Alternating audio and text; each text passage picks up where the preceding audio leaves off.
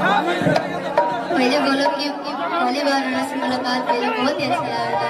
Thank you, आप भी बहुत प्यारे लग रहे हो। जो कि हमने के मोबाइल पर देखत रह जा ओकरा से लाख गुना सुंदर हो रहा रियल में।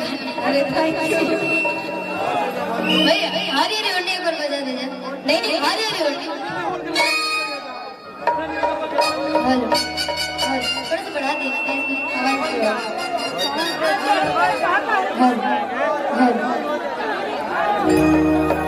काहे बिछा पड़ल बड़ा हमारे कमरल बड़ा ये माथा फूक पिया तारा दूध से आदे की के कर जगवलू हा भगिया दी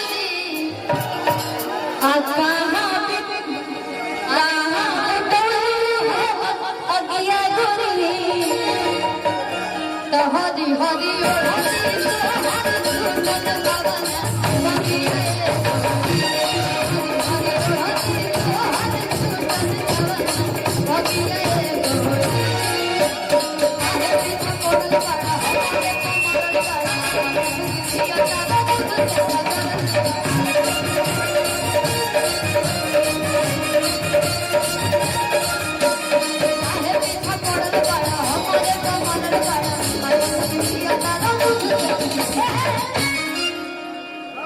आज की के कर जगवलू हा भगिया गोरी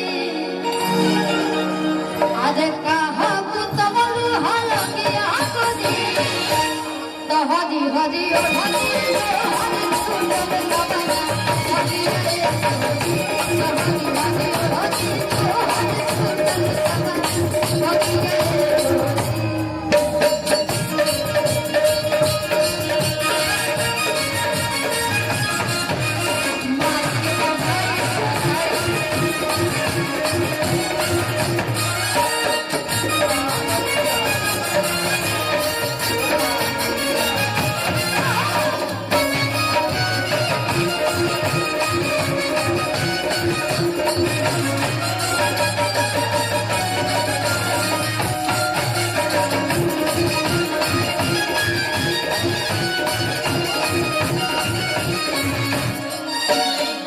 और बहुत ही प्यारा गाना आए है जब मेरा काम कर रहे दिल में जगह जगह में बोला और ये भाई लोग के मतलब कि ये भाई लोग पूछना चाहता है लोड़ा दिल में जगह जगह करके बात करेगा बोले हाँ ना जी दिल में जगह देवे करती पूरा आरा चाहिए मेरे को, पूरा आरा। क्या छोटे बाबा वो तो ऑलरेडी बैठे हक बनता है ना पूरा आरा लेने का, पूरा आरा। पूछो करी के दिल में जगह देने के बहुत ये भाई लोग पूछता है जगह भी बात कर जगह तो इतना है कि पूरा आरा वाले आ जाएंगे। अपना जगह दिल में इतना जगह है ना कि आप सब आ जाओगे और इतनी मोहब्बत है मुझे यहाँ से। जगह कम हो गई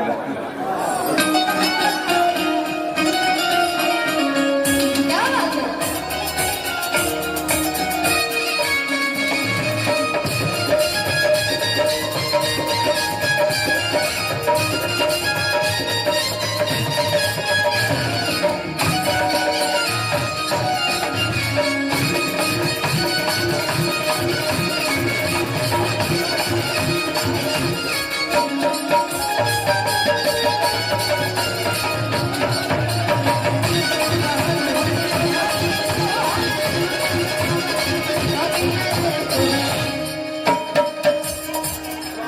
कुछ बोले इतना दर्शक लोग सब प्यार करेगा तो मैं जो लाइन गा रही थी ये आप भी मेरे साथ पूरा करना। जैसन सोच ले रही मैं आरा वाला के लिए हमेशा गाती हूँ।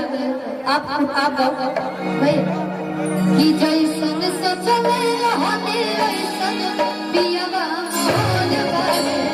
अब यही में क्या है पियवा के जगह कि जैसन सोचले रहने वैसन आरा वाला मोर बारे।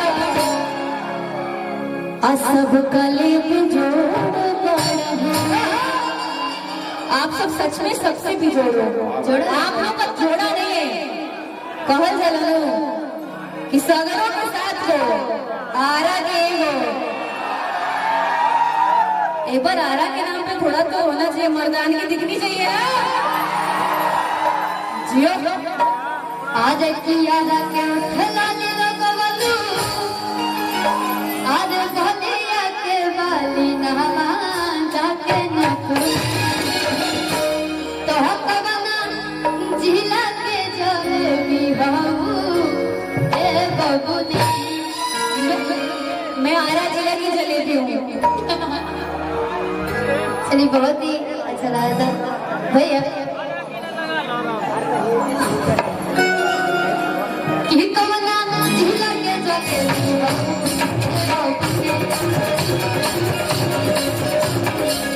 कवना जिला के जलेबी बाबू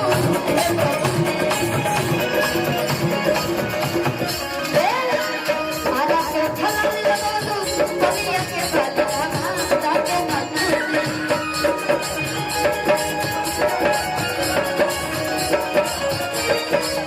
आरा के उठला ले बलिया के बाली रामा, तो कवना जिला के जलेबी बाबू।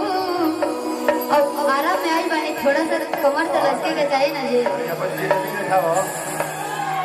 जिलेबी नहीं दिखाओ। बिल्कुल, मैं अपने भाई के साथ चाहती हूँ करना। नहीं नहीं नहीं, भैया अपनी बेटी के साथ गाने के तुम चाची हो। कैसे चाची हुए? अरे चाचा हमारा तुम चाची नहीं हो। अरे भैया शर्म नहीं आ रहा बहन से ऐसे बोलते हुए? तुमको आना चाहिए, हमको क्यों शर्म? अरे शर्मा मर्दवा। तो कवना जिला के जलेबी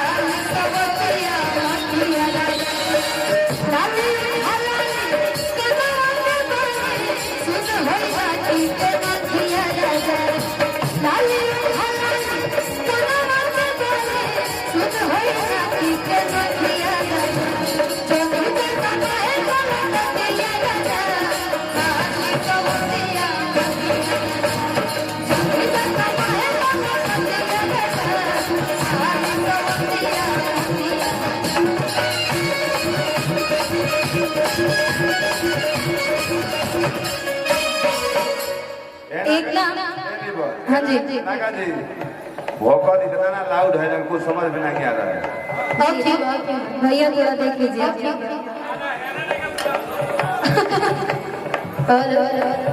अच्छा शिवानी, मैं एक डांस देखी हूँ आपका, कोई चले ना बहरिया पे आप कमर में बांध के।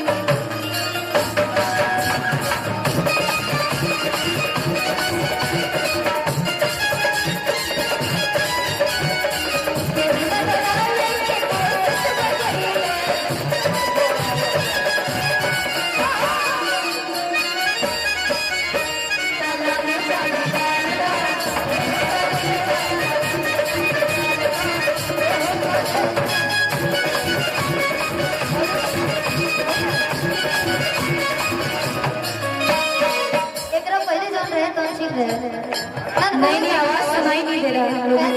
जब तक क्लियर वोकल ना सुने तब तक मिजाज में बने पूरा लगा दे पहले वाला। और सुनो, आप एक रिक्वेस्ट करना चाहती हूँ आपसे।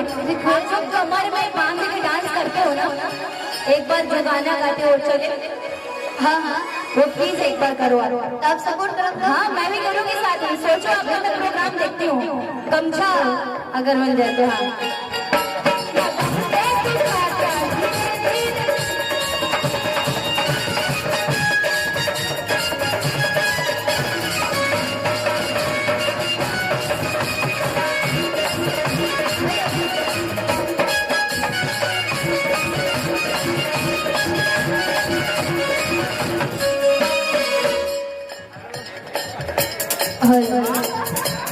अभी थोड़ी देर के बाद आपका असली वाला हम लोग शुरू करेंगे।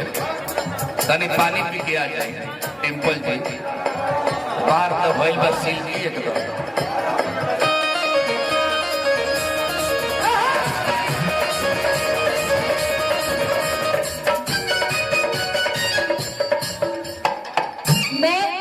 जब तक अमित जी के घर से आ रही हूँ भगत से, एक बार नहीं सुनो, पहले मैं वो डांस देखूंगी, उसके बाद एक जो आप करते हो, ए छोटे बाबा सब बेलूरे बड़ा का